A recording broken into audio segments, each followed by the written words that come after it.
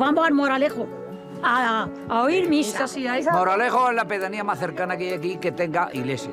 Cada 15 días, cada sábado hay misa y vamos allí a misa, sí. Yo soy católico, entonces, como estoy en desacuerdo con el cura el obispo, el vicario y el entorno, pues me desplazo a Moralejo. Estamos defendiendo lo nuestro. Haciendo fuerza. Y hacemos fuerza a ver si esto sale para adelante. Se apaña un poco ya está bien.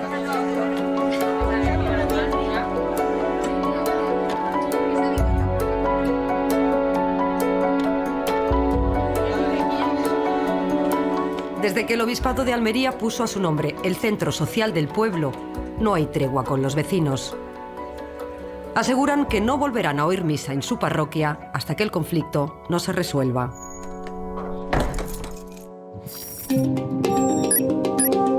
Topares no es un lugar de paso. Allí se va. Es uno de los pueblos más aislados de la provincia de Almería. Su ayuntamiento está a 30 kilómetros y no hay otros pueblos a su alrededor. A pesar de ello, consiguen mantener su empuje gracias a la agricultura y a la ganadería. Nosotros, como anécdota, siempre decimos que Topares no está lejos, son los otros sitios los que están lejos de Topares. Hace 130 años, los vecinos crearon la Hermandad de las Ánimas como un lugar de apoyo mutuo. Con el tiempo consiguieron un centro donde reunirse. Mire usted, el local lo construyó el pueblo en los años 50. Usted imagínese en aquellos años, lo que era para el pueblo, que no había nada, el esfuerzo que era hacer un local como este, que no había ni un sitio donde juntarse el pueblo, un sitio que es un lugar de ocio para que la gente se juntase, para hacer obras de teatro. Digamos que este local es el pulmón del pueblo.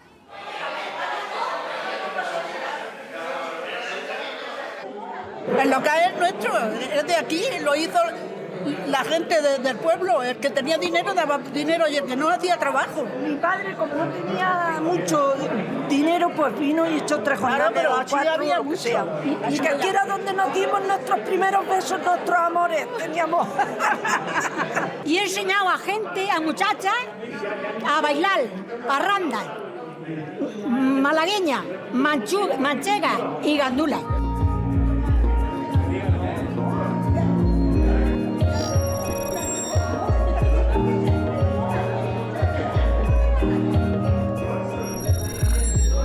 Un día llega y me dice el párroco, tú, antes de que nadie entre a abrir el local social, me das las llaves. Digo, don Miguel, ¿por qué?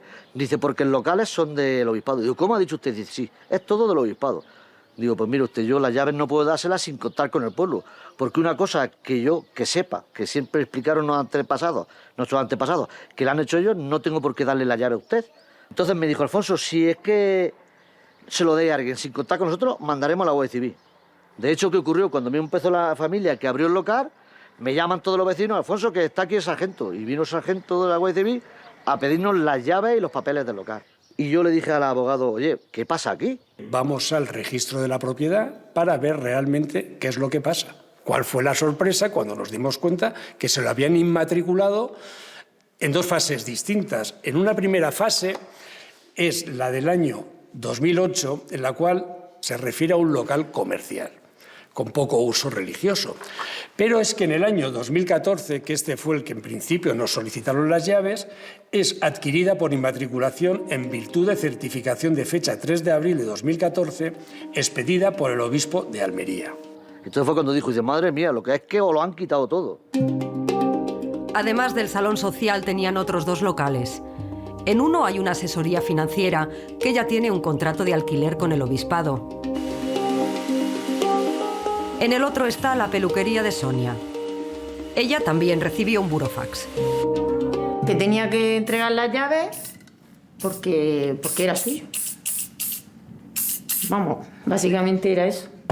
Al principio me asusté y ya hablé con Alfonso, que es el presidente de la hermandad, y ya pues me dijo que al corralillo también se lo habían enviado y todo eso.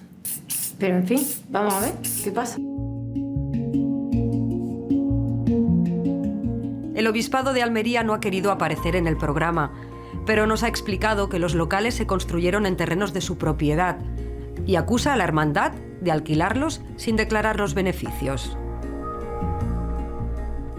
Sí que es cierto que la hermandad existe desde 1893, pero sí que es cierto que no ha presentado las cuentas, que no está inscrita, pero todo ese dinero, ese rendimiento que daban estos inmuebles iba destinado a la Iglesia, a la luz, al agua, a las pequeñas reparaciones. La Hermandad de Ánimas también sustituyó el suelo de mármol de la Iglesia, todo lo hizo desinteresadamente. El obispado nunca ha puesto nada. Y yo me pregunto, para el obispado, ¿qué significa tener este local? ¿Qué valor económico puede tener un local en una pedanía de 200 habitantes? Es que estos señores no sabrán qué es un mandamiento, no sabrán lo que es el 7º mandamiento, no sabrán lo que dice el 10º mandamiento. Esto es muy triste lo que está ocurriendo en el pueblo. Entonces nos sentimos muy ofendidos y yo desde aquí quiero decirle otra vez al obispado que sepan que con Topares se confunden. Lo que es nuestro no se lo vamos a dar. Como todos sabéis que le escribimos una carta al Papa. Le escribimos la carta al Papa para que él interceda sobre el caso que tenemos aquí, para ver si nos podía echar una mano a solucionar nuestro problema con el obispado. Yo, personalmente, y como pedáneo, hubiera denunciado ya al señor obispo. Todo tiene una redacción, hay que redactarla, hay que fundamentarla, hay que documentarla, pero prácticamente para después del verano se presentará la demanda. Los jueces son los que tienen la última palabra. Yo creo que la última palabra la tiene el obispo y la tiene el cura, porque si ellos cambiaran, no habría necesidad de denunciarlo. Antes de llegar a los juzgados, eso lo que ha dicho José, sería lo primordial, que antes de eso tenían que decir, venga, tendrían que tomar ya carta en el asunto y de ya tomar la decisión que tienen que tomar. El mensaje de Jesucristo no está en las catedrales, no está en el Vaticano, no está en los grandes eventos, está en el pueblo, está en la gente y se les está olvidando. Estás perdiendo facultades.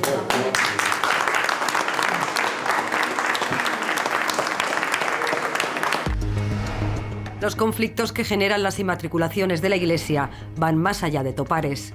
Como un goteo aparecen casos en contra de algunas de las anotaciones en el registro que han hecho diferentes obispados. Inscribir en el registro un bien es hacer pública su propiedad y cuando se hace por primera vez se llama inmatricular. En este registro de Madrid se guardan todas las anotaciones que se han hecho desde que se creó, hace 160 años.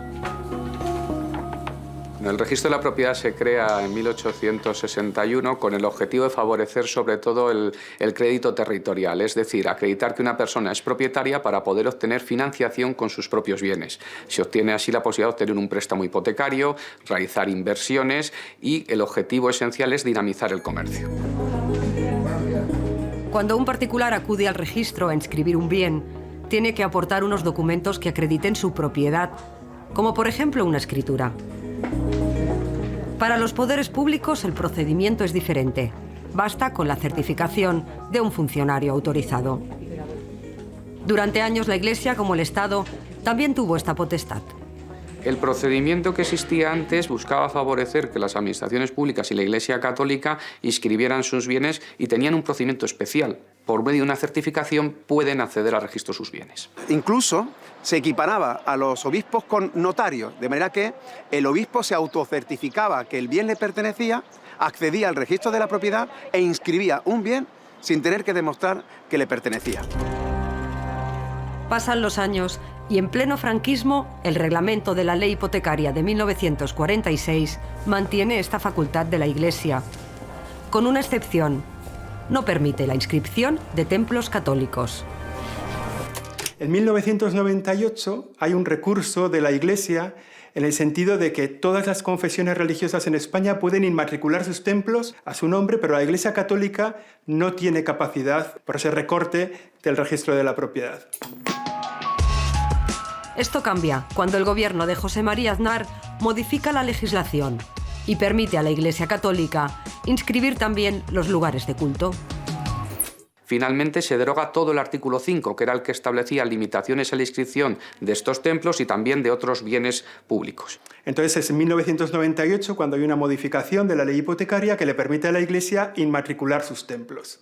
y los inmatricula por certificación, porque muchos de esos templos datan del siglo VI, VII, del siglo VIII, del siglo X, y en aquel momento la propiedad no está en un papel certificada. Cambia la ley, pero la Iglesia mantiene la misma potestad que el Estado para certificar la propiedad.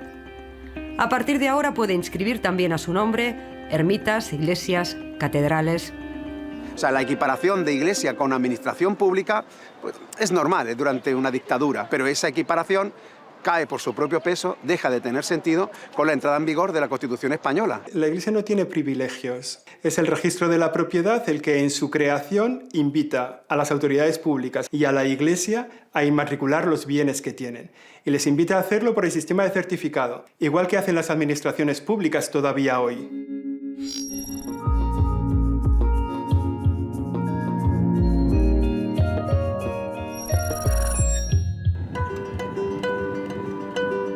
En el kilómetro cero de Galicia se encuentra Lalín. Es el lugar de España donde la Iglesia ha inmatriculado más bienes que no son lugares de culto. Un total de 142 inmuebles. Pero lo que nos trae aquí es la iglesia de San Martiño, de Lalín de Arriba. De padres a hijos siempre circuló la misma historia. Fueron los vecinos los que lograron salvar la iglesia del derrumbe. Si no fuese por la iniciativa de los vecinos, esto a día de hoy no existiría. Tras estas piedras se esconde la causa del conflicto. Era el año 1905 y con ellas se iba a construir una nueva parroquia. El pueblo se unió para evitar la demolición. Los vecinos, ante su falta de acuerdo con esa decisión, decidieron hablar con el obispado y adquirir ese material. Lo que compraron fue una edificación, porque no es material ahí que está extendido piedra sobre piedra en un solar vacío. La administración y la conservación de esta edificación siempre correspondió al vecindario. En los últimos 100 años, lo único que hizo el obispado respecto a esta edificación fue ir al registro e inscribirla a su nombre. Fue lo único. O sea, no hizo ninguna otra cosa. No tenemos llave desde que ha sido inmatriculada sin ninguna explicación, de un día para otro, cambiaron la cerradura y se hicieron ya propietarios. Pero nos enteramos, yo por lo menos, que la matricularan a su nombre cuando pasó eso, si no nadie sabía nada tampoco. Intentamos hablar con el obispado y lo hicimos, estuvimos en Lugo hablando con ellos, pero no hubo ninguna posibilidad. Estaba inmatriculada, la consideraban ya su propiedad y se consideraban los dueños. Ya no hubo ninguna negociación posible. Decidieron reclamar judicialmente. Reunieron toda la información de que disponían, como la escritura de compra de las piedras firmada por 6 de los vecinos. Paralelamente a esa escritura pública, se realizó un listado que dice: lista de los señores que han contribuido con limosna para pagar la adquisición de la iglesia de Lalín de Arriba. El propósito, yo creo que queda muy claro. Si no fuese por esto, esta gente no pondría su dinero, digo yo.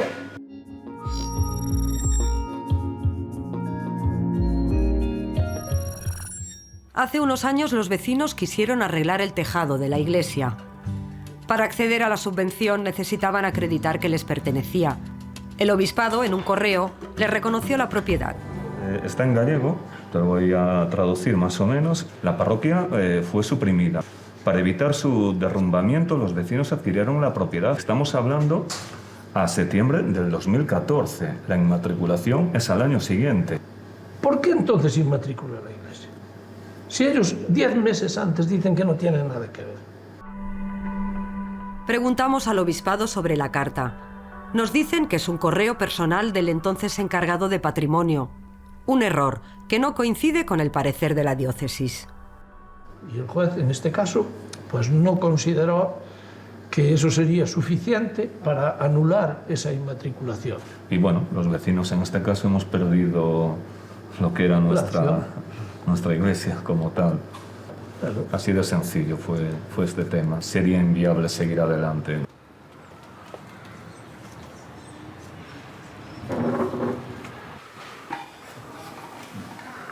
Un pequeñito problema con el tema de las inmatriculaciones, bueno, fue una cosa sin mayor relevancia. Había algunas dudas en el tema de la inmatriculación, dudas que ya en el catastro pues, habían quedado hace ya muchos años despejadas, porque esto ha sido siempre propiedad de la Iglesia Católica, ¿no? Entonces, en este caso, pues dices, oye, pues ante una cuestión que no se tiene por una parte, que era la parte de algunos vecinos, demasiado clara, pues que un juez aclare quién, en este caso, quién dice lo que es, y ya está, no hay mayor dificultad.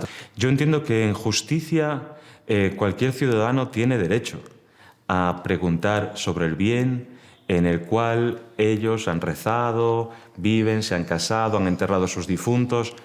Todo el mundo tiene derecho a poder preguntar sobre eso, ¿no? Es importante subrayar que la situación es completamente normal. No hay ningún problema por ninguna de las partes, ¿no? Todo lo contrario. O sea, es que es para cabrearse, ¿comprendes? A nadie se le pasó por la cabeza que íbamos a llegar a esta situación. Absolutamente a nadie. Nadie pensó en inmatricular. O sea, la gente lo único que pensaba en seguir utilizándola y seguido años y años. Como se venía haciendo. Lo mismo que se venía haciendo antes. Y dices, ¿y ahora legalmente es de ellos? Sí, está allí en un registro y en un papel inscrita su nombre. Pues nada más. La Iglesia es del pueblo, es que es del pueblo. Es verdad que es propiedad de los católicos, pero es para uso y disfrute del pueblo. Y no solo esta, sino que cualquier iglesia a la que vayas, los propios vecinos, que son los que la han mantenido cuidado, saben que es suya, ¿no? La propiedad es de la iglesia, pero es uso y disfrute de todos, ¿no? Es de todos, claro que es de ellos, sí pueden venir ellos igual que nosotros.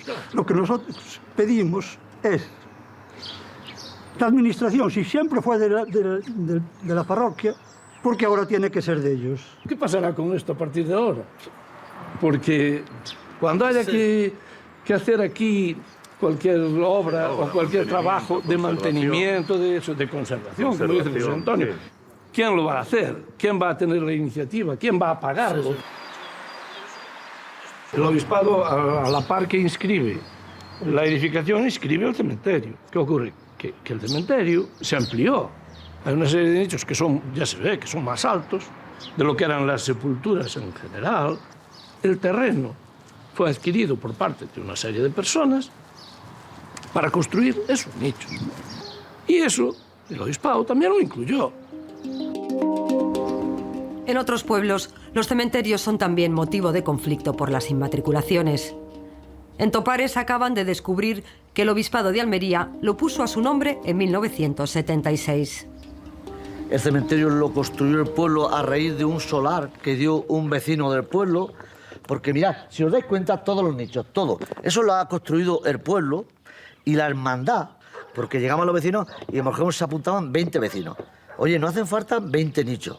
Entonces la hermandad habla con el constructor y se hacían 20 nichos. Luego se vendían prácticamente al mismo precio que nos costaba. Ahora ha llegado el obispado y el párroco y no nos dejan ni tocar, porque ya se lo hemos dado a una empresa por 30 o 40 años y la empresa es la que tiene que ir y gestionar el cementerio. El pueblo dijo, ¿qué empresa va a venir a gestionar nuestros difuntos? De eso nada, porque los nichos los ha construido el pueblo y son del pueblo y como tal se han pagado. Y nosotros vamos a denunciar al obispado para hacerle entender que esto es nuestro. Era tan fácil inscribir que empezó a inscribir ya todo género de bienes. Es muy difícil que la ciudadanía entienda por qué se ha apropiado de una plaza, o de una calle, o de una finca pública, o de una vivienda, o de un local comercial, o de un garaje, o de un frontón, o de un cementerio, ¿no? No sé, yo creo que lo que está sometido a la ley me parece que es grueso calificarlo al por mayor o al por menor. O sea, es verdad que una diócesis tiene unos bienes que están situados en muy distintas parroquias, en muy distintos templos, y entonces se le da la oportunidad de inmatricular esos bienes y se hace. En Córdoba, la plaza de la Fuensanta se conoce como la Plaza del Pocito. Cuentan que en 1442 aquí se apareció la Virgen. Convertido en lugar de devoción, se creó un santuario. Hace unos años el Cabildo Catedralicio inmatriculó esta plaza y la iglesia, utilizando un método un tanto peculiar. Lo que se inmatricula es la dependencia, la casa del párroco, un patio, que es justamente la que se puede ver desde aquí perfectamente, y además unos anexos. Ahí está la trampa. ¿Cuáles son los anexos que se inmatriculan? Nada más y nada menos que la Plaza del Pocito, de más de 2.000 metros cuadrados, y la iglesia de la Fuensanta. Tanto a los colectivos, las asociaciones de vecinos de la zona, etcétera, pues evidentemente se cuestionaron qué es lo que está pasando. ¿Cómo se puede inmatricular una vía pública? ¿Cómo se puede inmatricular una plaza pública? El ayuntamiento de la época presentó una reclamación ante los tribunales, pero no se aceptó por problemas de forma. Han pasado los años, ha cambiado el gobierno municipal y el tema ha quedado en el olvido. No para los vecinos, que ven cómo se mantiene con su dinero un bien que ya no les pertenece. Para los jardines, la limpieza, el arreglo del suelo, cuando había problemas del ayuntamiento. A prueba de ello están aquí los mismos... Ahí están, para mirar las mirando las flores, mirando las palmeras y eso. Sí. Los mismos trabajadores del ayuntamiento. Porque había enfermedades. Más prueba que eso. Esto no va a poder estar siempre en la misma situación de ambigüedad. Habrá que aclarar por el organismo que corresponda si defecto la legalidad esto hay que regularizarlo de otra manera o tiene que ser revertido a lo que sería espacios públicos. No es el único caso en que la expresión edificio anexo conlleva algunas sorpresas. Cuando se va a inmatricular la Catedral de Sevilla en el año 2010, hacen lo mismo. Inmatriculan la catedral y los anexos, pero realmente no se refiere a cuáles son esos anexos. Y son nada más y nada menos que el Patio de los Naranjos y que la Giralda de Sevilla. Aquí también se da otra circunstancia. Se inmatriculó la iglesia como edificio adyacente cuando la ley no lo permitía. Que esta iglesia no se podía haber inmatriculado. ¿Por qué? Porque en 1987 los bienes de culto no se podían inmatricular. ¿Eso qué implica? Eso implica que cuando la iglesia llevó a inmatricular en 1987 precisamente pues todos estos bienes, el registrador no comprobó en absoluto qué es lo que realmente se inmatriculaba en los anexos y permite que se inmatricule un bien que no se debería de haber inmatriculado y una vía pública que tampoco se debería de haber inmatriculado. La verdad es que yo creo que son críticas injustificadas. Nosotros lo que hacemos es aplicar la ley y, por tanto, mientras estuvo vigente el procedimiento, inscribíamos los bienes que se ajustaban a ese procedimiento. Y se practicaban las inscripciones porque no estaban inscritos a favor de una administración pública. Todas las inmatriculaciones son nulas de pleno derecho porque son inconstitucionales. Y repito, eso no quita un átomo el derecho legítimo de la Iglesia Católica para poder inmatricular lo que verdaderamente le pertenezca y lo demuestre exactamente igual que tú y que yo. Conocer el total de las inmatriculaciones que ha hecho la Iglesia Católica ha sido desde hace años una reivindicación de diferentes sectores. Finalmente, el año pasado, el Gobierno presentó una lista que abarcaba el periodo de 1998 a 2015.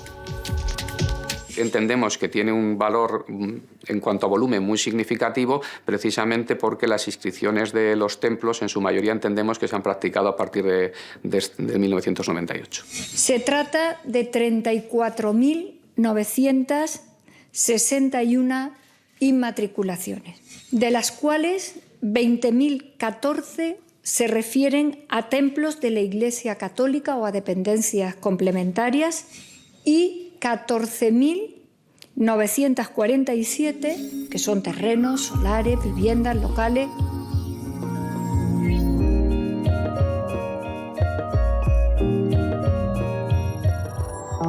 Casi el 90% de las inmatriculaciones se hicieron mediante certificación eclesiástica. La Conferencia Episcopal estudió el informe y apreció unas 1.000 incorrecciones en la lista. Había bienes que estaban duplicados, había bienes que pertenecían a otras confesiones religiosas, no a la Iglesia Católica, o había bienes que ya no eran de la Iglesia, habían sido inmatriculados en su momento, pero ya no estaban en manos de la Iglesia. No era una cuestión de devolución de esos bienes. La Iglesia inmatriculado creo que salía en el listado del registro de la propiedad 35.000 bienes. La vicepresidenta del Gobierno dijo que se había hecho de forma legal y creo que si hay algún fleco legal se puede someter a juicio y a partir del juicio la ley no siempre te da la razón, pero es la ley, ¿no? Para las asociaciones que quieren recuperar el patrimonio, la lista del Gobierno se queda corta. Lo cierto es que antes de la reforma de Aznar del 98, la jerarquía católica ya había inscrito muchísimos templos de culto, además por toda España. Prácticamente el mudéjar aragonés se inscribe antes de 1998. Estamos hablando del Pilar, del Aseo. El prerrománico asturiano se inscribe antes del 98. Antes que nada deberíamos conocer la realidad del escándalo. Nosotros podemos estar hablando de aproximadamente unos 100.000 bienes, que cuantitativamente es mucho, pero cualitativamente representan el 80% del patrimonio histórico del Estado. La gente tiene que saber que la jerarquía católica tiene a su nombre, como si fuera un solar, como si fuera un garaje, el 80% del patrimonio histórico que nos perteneció y que nos debería seguir perteneciendo, ¿no? Seas de la sequía de Robella. Señoría, no voy a denunciar. Las catedrales han sido históricamente los espacios públicos más importantes de las ciudades. El Tribunal de las Aguas en Valencia continúa reuniéndose delante de la catedral como hace siglos. Las grandes manifestaciones se hacen en la catedral y, por tanto, la gente considera que ese espacio es suyo, porque es que además lo ha pagado, han contribuido a financiar los costes, las obras que se realizan. La catedral es la sede del obispo, pero sobre todo es la sede, el espacio público por excelencia en la ciudad. El icono, el símbolo, la señal de que la ciudad está emergiendo, está floreciendo, que el comercio se ha desarrollado, que los burgueses de la ciudad, los comerciantes, los artesanos, tienen poderío económico y lo manifiestan invirtiendo en esta gran obra que destaca extraordinariamente como un elemento icónico en el espacio urbano. ¿De quién son las iglesias? ¿De la Iglesia con mayúscula? ¿Del Vaticano? ¿De la gente que la construyó? Yo creo que son de la comunidad cristiana, son del pueblo de Dios.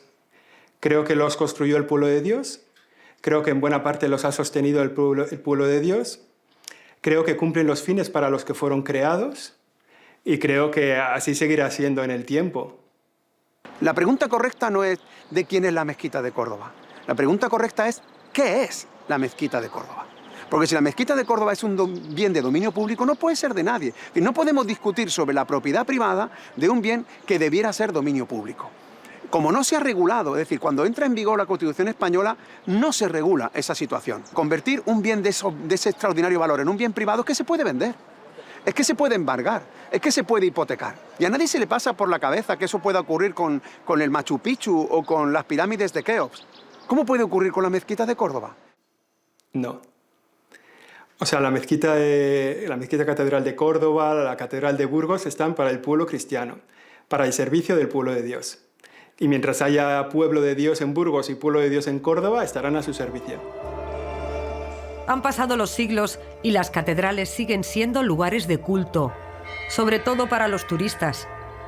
Gracias a ellos se obtienen grandes ingresos que no tributan. Todo lo que se recibe por lo que puede ser de visitas del turismo y tal, se revierte para el sostenimiento de ese templo, de los templos de la diócesis o de los otros templos que no pueden salir adelante. Por ejemplo, es muy significativa la labor social que el Cabildo de la Mezquita Catedral de Córdoba realiza en innumerables acciones sociales dentro de la misma ciudad de Córdoba, de la diócesis de Córdoba. ¿Por qué? Porque es un bien, es un patrimonio que genera muchos ingresos por motivo del turismo y esos ingresos revierten en la misión de la Iglesia y en una acción social bastante importante en la ciudad. La certificación eclesiástica otorgaba la propiedad y, por tanto, la posibilidad de comerciar con los bienes. En Araal, un pueblo de apenas 20.000 habitantes, la diócesis de Sevilla registró a su nombre 22 fincas, la mayoría de olivares. Bueno, estamos en una de estas fincas que comento, ¿no? Una de las fincas que fue inmatriculada por la Iglesia aquí en el término de Araal y bueno, pues, como podéis ver, pues está todo lleno de olivar, vamos, es olivar secano. Si fuera una finca que se hubiera donado, aparecería que tienen un título de propiedad, o sea, distinto al de certificación eclesiástica. Si esto fuera una donación, vendría en el registro de la propiedad, en la nota simple, no es así. Viene que fue una adquisición al amparo del 206 de la ley hipotecaria. Eso significa, no tuvo que demostrar que era suyo. Ya está. De las 22 que adquirió, 18 las inmatriculó el mismo día. Sí, el 5 de noviembre del 99. uno de los certificados literales, donde viene que esto formaba parte de la diócesis desde tiempo inmemorial. ¿Qué significa eso de tiempo inmemorial? ¿Eso qué es? ¿No? Hay desde un bien, una finca que tiene 500 metros cuadrados hasta una que tiene 21.000 metros cuadrados. Digamos que hay un rango bastante amplio en cuanto a tamaño de área, sobre todo área. Descubrieron que 4 de estas fincas la Iglesia ya las había vendido. Claro, nos damos cuenta porque abajo, donde pone el nombre del titular, pues vienen particulares, que no son la diócesis de Sevilla como en las otras fincas rústicas, ¿no? Entonces empezamos a echar un vistazo, nos damos cuenta de que estas han sido vendidas en algún momento y que queremos averiguar cuándo han sido vendidas, por cuánto han sido vendidas, para certificar que la Iglesia ha estado lucrándose con una tierra que no le costó nada adquirirla. Acabo de recoger los certificados literales de las 4 fincas que han sido vendidas. ¿Vale? Efectivamente, la diócesis de Sevilla era la propietaria anteriormente, pero bueno, hay que echarle un vistazo más en profundidad para saber exactamente qué tenemos entre manos. Una de ellas la vendieron por un precio que no acaba de cuadrar con el del mercado, bastante por encima. Quien la compró, al cabo de 2 años, la volvió a vender. Espérate, está aquí. La que se vendió por 50.000 euros... tiene 21.000 metros cuadrados. Que sea vendida por 50.000 euros, o sea, me parece mucho dinero, ¿vale? Y 2 años más tarde, el 13 de marzo del 2008, es vendido por 78.000 euros. Es llamativo que hay un incremento de 28.000 euros más en 2 años. Hemos de pensar que quien lo ha comprado, algo de información privilegiada tenía que tener. Esto se ha hecho de tapadillo, porque esto ha sido todo hecho de tapadillo.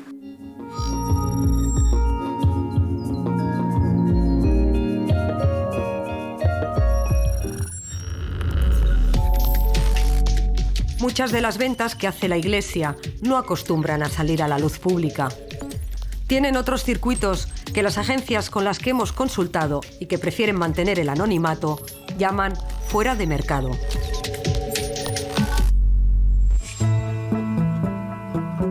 En Trabancas, cuando el cura falleció, la casa estuvo cerrada durante 10 años. En 2017, las hijas de Manuel decidieron comprarla. El sistema de venta fue mediante subasta, en este caso a través de una inmobiliaria. Fue comprada la casa conjuntamente con dos fincas. Entonces el obispado la puso en venta a sobre cerrado. Los vecinos, lo que se la quisiera comprar, tenía que poner una cantidad dentro del sobre y entregársela a la gente de la mobiliaria, y él te decían después si te la aceptaban, o había quien daba más, o no aceptaban por ese dinero. Bueno, esta es la casa por dentro. Nosotros pues le pusimos el tejado, tiene 360 metros y, como comprenderán, pues son muchos metros y requiere un gasto pues enorme. Él es de los antiguos del lugar y conoce la historia de cómo se construyeron esta y otras edificaciones.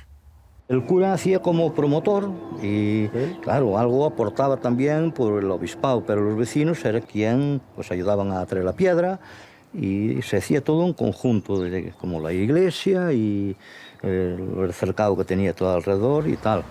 En Lugo, como en otros lugares, no son pocas las rectorías que se han puesto a la venta.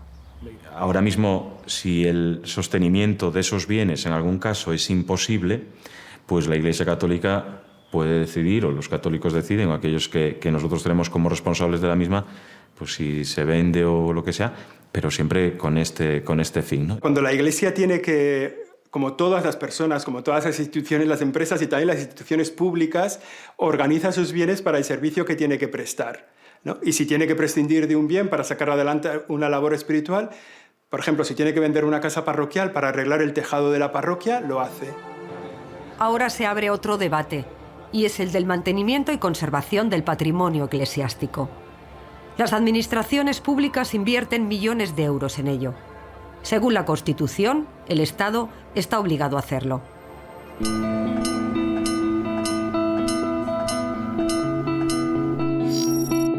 Los litigios por las inmatriculaciones parten casi siempre de vecinos, particulares o ayuntamientos contra el obispado de la zona. En el caso de Ayerbe, ha sido la Iglesia la que ha denunciado al ayuntamiento. El motivo es este santuario.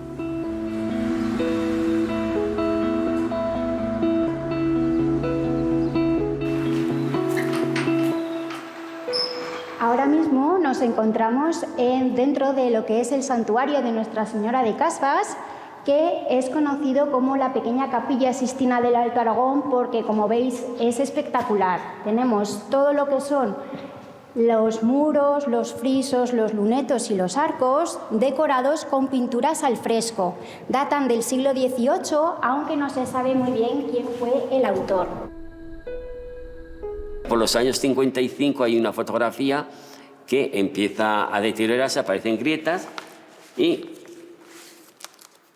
el 2012 se tuvo que cerrar al público debido al agrietamiento de los muros y de la bóveda. Se instaló este andamiaje para sostener la ermita, porque si no se venía abajo. Entonces el ayuntamiento decidió buscar subvenciones para arreglar el santuario, y así se hizo. Nadie antes había reclamado la titularidad del edificio, pero tras la restauración empezó el conflicto. Intentamos la inmatriculación y la diócesis en ese momento lo que hizo fue llamarnos a una reunión diciéndonos y solicitándonos que retiráramos de catastro este bien inmueble y este terreno para poder inmatricularlo ellos. Dice que no lo piensa quitar y que tiene razones para decir que es suyo.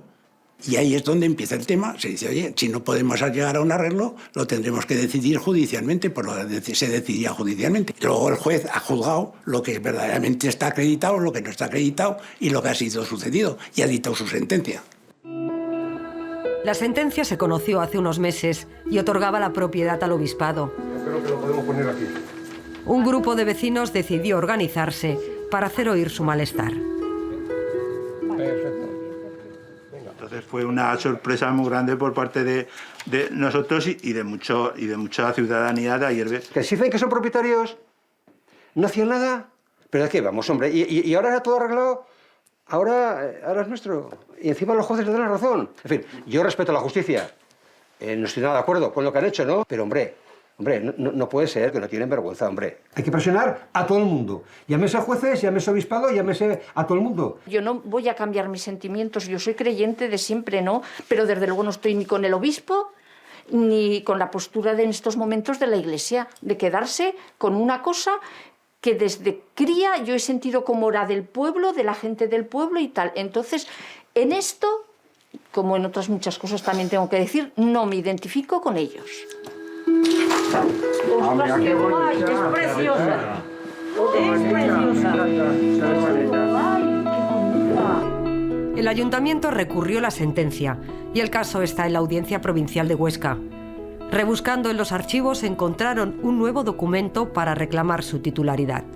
El ayuntamiento siempre ha ejercido de dueño y, de hecho, en el inventario municipal, que es un libro oficial del ayuntamiento, consta como propiedad del ayuntamiento desde el año 1977. Pero, aún así, tenemos documentación que ya data de 1750, en la que dice que el santuario de Casbas lo construyó el pueblo de Ayerbe. Cuando hablamos del pueblo, quiere decir que es el ayuntamiento el que representa al pueblo.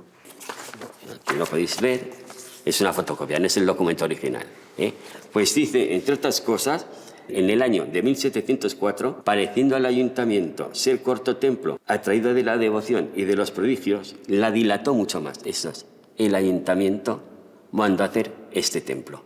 Es que si eso fuera, si existiera ese documento, ¿por qué años después el ayuntamiento dice que es de la Iglesia y le reconoce que es de la Iglesia? ¿Y por qué si tiene ese documento pide permisos a la Iglesia para hacer actividades? Realmente en estos momentos este asunto está en un juzgado, ha habido una sentencia y ahora lo que hay que hacer es confiar en que la justicia se siga haciendo, bien confirmando la sentencia que se ha dictado, bien revocándola, pero porque el juez lo diga, no porque haya manifestaciones.